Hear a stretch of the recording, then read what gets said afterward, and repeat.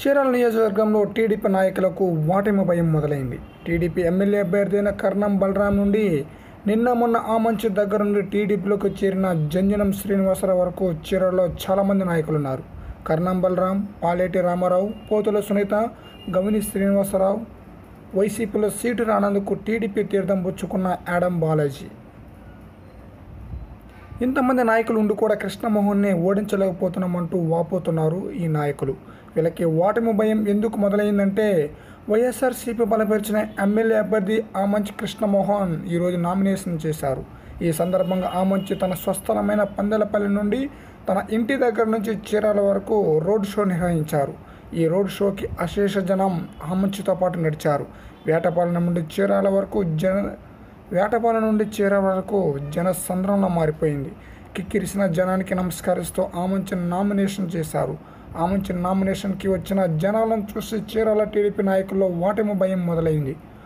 ఆ స్థానంలో టీడీపీ నాయకులే కాదు, ఎవరున్నా ఓటమి తప్పదు. ఎందుకంటే సీఎం అభ్యర్థి రోడ్ షో చేస్తే ఎంత జనం వస్తారో అంత జనం వస్తే ఎవరికైనా ఓటమి భయం తప్పదు. దీనికి అంతటి కారణం ఆమంచి నాయకత్వంతో పాటు వైఎస్ఆర్ అభిమానులే. అంతేకాకుండా చీరాల నియోజకవర్గంలో బీసీ ఓటర్ల ఆవేదన కూడా ఉంది. బీసీలకు చీరాల నియోజకవర్గంలో అన్యాయం జరిగింది. ఆమంచి వైసీపీలోకి వెళ్లడంతో చీరాలలో టీడీపీ కార్యకర్తలు పండగ చేసుకున్న విషయం తెలిసిందే. వెంటనే జిల్లా స్థాయి నాయకులు చీరాలలో బీసీ గర్జన అంటూ మీటింగులు పెట్టి ఆమంచిపై మండిపడ్డారు. ధనబలం మీదైతే జనబలం మాది అంటూ ఫ్లెక్సీలు, హోర్డింగ్లు పెట్టి ఆమంచిని విమర్శించారు కూడా. అంతా బాగానే ఉంది. అంతలోనే బీసీ ఓటర్లకు సినిమా చూపించారు జిల్లా స్థాయి నాయకులు. ఇక్కడ బీసీలకు సీటు ఖాయం అనుకున్నారు, కానీ కర్ణం బలరాంకి సీటు ఇచ్చారు. ఇది ఎంతవరకు కరెక్ట్ అంటూ ఇక్కడ బీసీ ఓటర్లు ఎక్కువ బీసీలు తలుచుకుంటే గెలుపు సులభం. ఏం చీరాలలో నాయకులు లేరా? పాలేటి రామారావు, సజ్జ హేమలత, సజ్జ వెంకటేశ్వర్లు గతంలో పోటీ చేసి ఓడిపోయిన పోతుల సునీత ఉండగా బలరాంకి ఇవ్వటం ఎంతవరకు కరెక్ట్ అంటున్నారు ఇక్కడ బీసీ ఓటర్లు. పాలేటి రామారావు మాజీ మంత్రి. అందులో పాలేటి యొక్క యాదవ సామాజిక ఓట్ల శాతం కూడా ఎక్కువే.